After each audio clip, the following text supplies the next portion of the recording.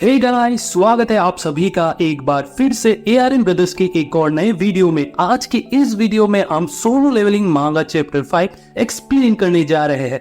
मांगा explanation start करने से पहले अगर आप चैनल पर नए हो तो सब्सक्राइब कर दीजिए और लाइक और शेयर करना बिल्कुल भूलिएगा मत। तो बिना किसी देरी किए स्टार्ट करते हैं। सोलो लेवलिंग चैप्टर 5 की स्टार्टिंग में हमें एक गेट दिखाया जाता है जो कि एक टनल होता है जो दूसरे दुनिया के साथ हमारे वर्ल्ड को जोड़ता है। हमारे दुनिया में गेट 10 साल पहले फर्स्ट टाइम अपीयर हुआ था और इसी के साथ हमारे वर्ल्ड में नए नए भयानक इवेंट और बहुत सारे चेंज होते हुए दिखे। और उनमें से एक इवेंट था हंटर का। जब एक हंटर अवेकन होता तो उनके स्ट्रेंथ में कोई चेंज नहीं होता, वो पहले के जैसे ही सेम होते हैं।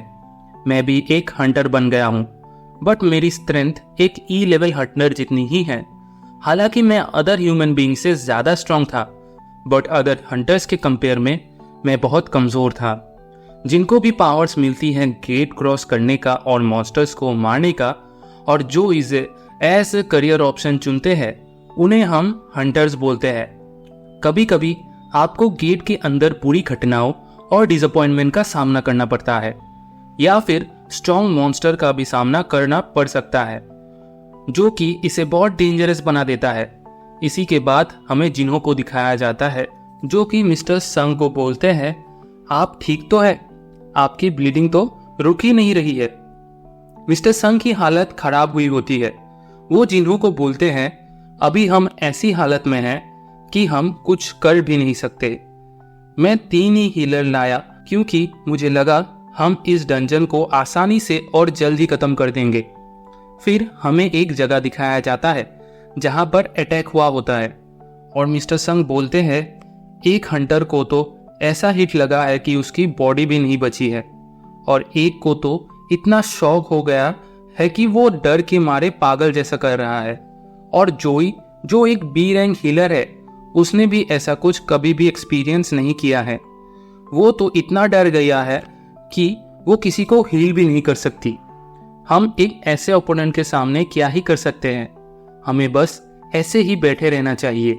हालांकि ये आसान नहीं है, पर जब सिचुएशन थोड़ी अच्छी हो जाए तब हम यहाँ से भागने की कोशिश करेंगे। इसके बाद हमें अदर हंटर्स को दिखाया जाता है जो कि बहुत पैनिक हुआ होता है।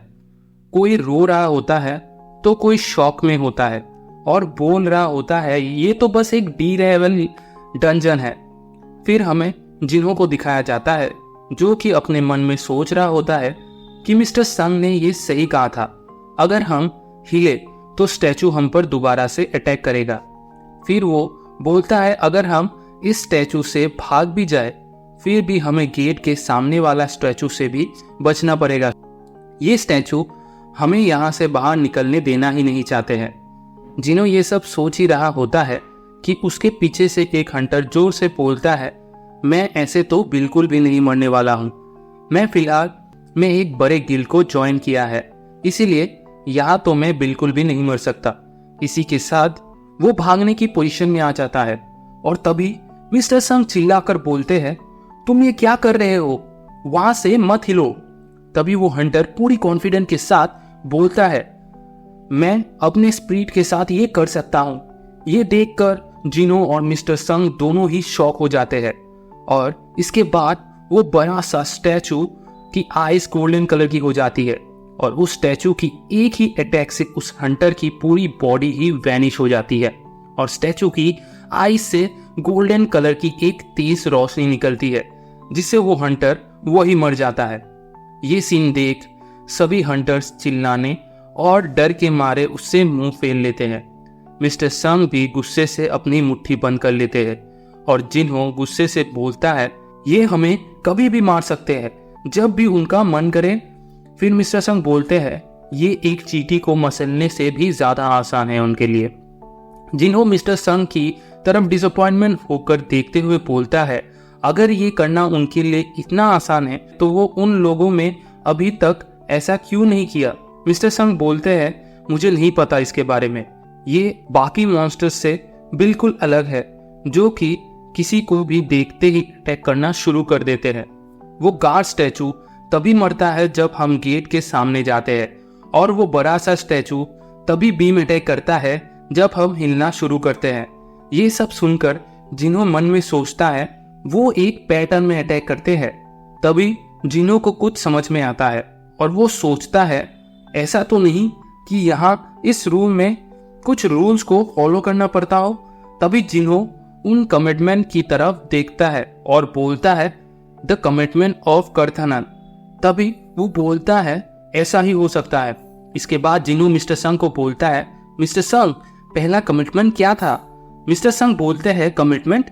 वो सोचता है थोड़ी देर और बोलता है पहला कमिटमेंट था फर्स्ट वर्शिप द लॉर्ड। ये सुनकर जिन्हो उस बड़े से स्टैचू की तरफ देखने लगता है। इसके बाद जिन्हो खड़ा होने लगता है और बोलता है इस डंजन में कुछ रूल्स है। मिस्टर संग बोलता है तुम ये क्या कर रहे हो। जिन्हो खड़ा हो जाता है और बोलता है अगर मैं सही हूं तो।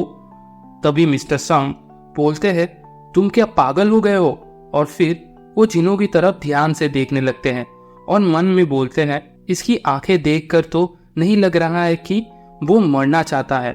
और जिन्हो बोलता है ये उन लोगों को अटैक नहीं करता जो हिलते हैं। Chapter 6 to be continue. Video को आखिर तक देखने के लिए आप सभी का बहुत बहुत शुक्रिया। हम लोग नेक्स्ट चैप्टर बहुत जल्दी लाने वाले हैं। अगर ये चैप्टर पसंद आया तो वीडियो को लाइक शेयर और सब्सक्राइब करना ना भूले और मैं मिलूंगा आप लोगों को अगले चैप्टर के साथ। तो चलिए सी यू सून।